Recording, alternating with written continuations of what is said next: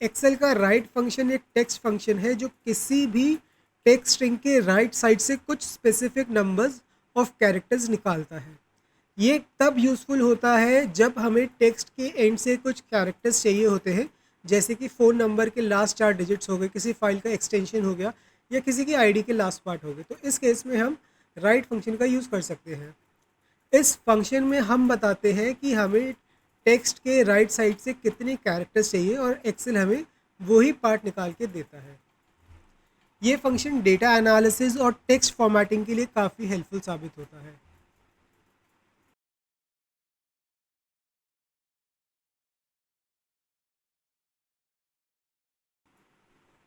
अब हम right function के अगर सिंटेक्स के बारे में बात करें तो इसके सिंटेक्स में दो पैरामीटर होते हैं, पहला है टेक्स्ट और दूसरा है नंबर ऑफ कैरेक्टर्स। टेक्स्ट जो पैरामीटर है वो मैंडेटरी होता है और नंबर ऑफ कैरेक्टर्स जो पैरामीटर है वो ऑप्शनल होता है।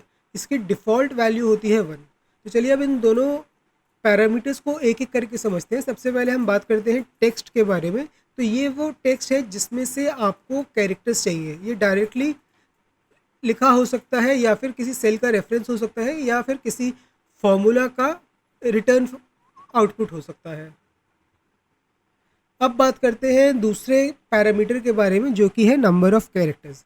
ये बताता है कि कितने कैरेक्टर्स चाहिए राइट से।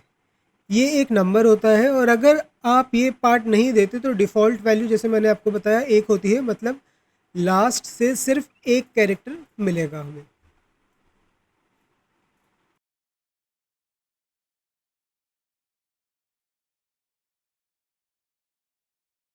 आगे बढ़ते हैं और राइट फंक्शन से रिलेटेड कुछ प्रैक्टिकल एग्जांपल्स को सॉल्व करके इस फंक्शन को कोर से समझते हैं। तो यहाँ पे हमारे सब पास सेम डेटा सेट है जो हमने लेफ्ट फंक्शन के लिए यूज़ किया था।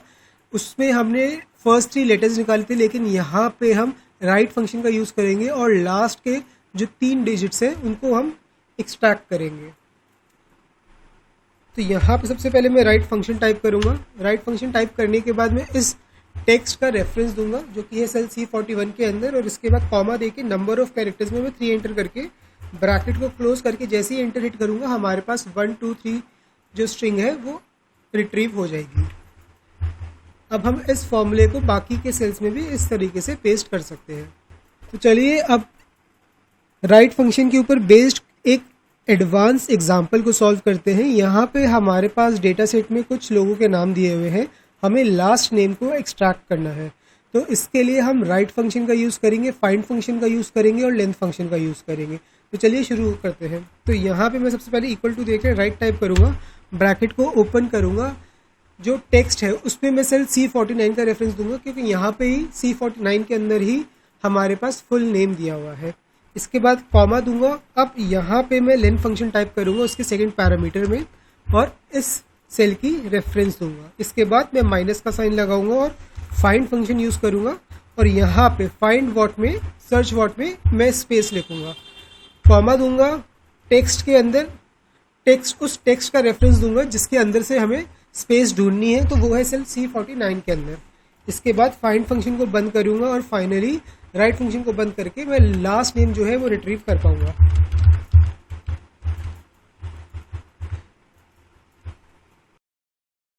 तो चलिए जो क्वेश्चन अभी हमने प्रैक्टिकली सॉल्व किया है उसके इंटरनल वर्किंग को समझने की कोशिश करते हैं। सबसे पहले हम अपनी रिक्वायरमेंट को समझेंगे, हमारी रिक्वायरमेंट क्या है। तो हमारे पास एक टेक्स्ट स्ट्रिंग है जॉन ली, जिसमें से हमें लास्ट नेम यानी कि जो सर नेम है उसको रिट्रीव करना है। तो यहाँ पे हमें अपनी स्ट्रिंग के राइट हैंड साइड से रिट्रीव करने हैं कैरेक्टर्स, तो इसलिए हमने यहाँ पे राइट फंक्शन है वो यूज़ किया। इसके बाद राइट फंक्शन का जो पैरामीटर है वो कहता है कि इसके अंदर 2 पैरामीटर्स होते हैं। पहला होता है टेक्स्ट, यानी कि ये वो टेक्स्ट होता है जिसके अंदर का कुछ पार्ट हमें रिट्रीव करना है। तो इसलिए हमने टेक्स्ट वाले पैरामीटर में सेल A1 की रेफरेंस दी क्योंकि सेल A1 में हमारे पास फुल नेम है जॉन ली का। इसके बाद हमने यहाँ पे कॉमा दिया। कॉमा देने के बाद हम आ गए इसके दूसरे पैरामीटर की तरफ जो कि है नंबर ऑफ कैरेक्टर्स। अब यहाँ पे हमें बताना है कि हमें जॉन ली में से कितने नंबर ऑफ कैरेक्टर्स रिट्रीव करने हैं। तो अगर आप ली की जो टोटल लेंथ देखें वो है 3, इसलिए हमने सबसे पहले यहाँ पे जो इस नाम की टोटल लेंथ है उसको कैलकुलेट किया जो कि है 8। अब इसके बाद हमने क्या किया, हमने फर्स्ट स्पेस को सर्च किया, मतलब फर्स्ट स्पेस की जो पोजीशन है वो क्या है फाइंड फंक्शन की मदद से, वो है 5।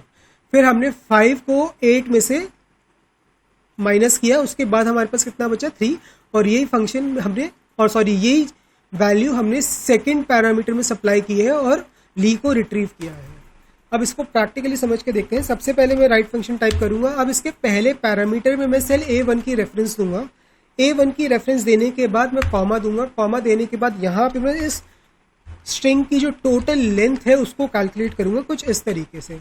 अब इसकी टोटल लेंथ में से मैं फर्स्ट पोजीशन ऑफ स्पेस को माइनस कर दूंगा, और वो मैं कैसे निकालूंगा, वो मैं निकालूंगा फाइंड फंक्शन की मदद से। तो यहाँ पे मैं फाइंड फंक्शन टाइप करूंगा और उसके बाद स्पेस सर्च एंटर करूंगा इसके पहले पैरामीटर में जो कि है सर्च वर्ड वैल्यू, और कॉमा देके किस स्ट्रिंग के अंदर ढूंढना है उसका रेफरेंस दूंगा। उसके बाद मैं फाइंड फंक्शन का जो ब्रैकेट है वो बंद करके फाइनली राइट फंक्शन का ब्रैकेट क्लोज करूंगा, और जैसे ही मैं एंटर हिट करूंगा हमारा जो आंसर है वो होगा ली।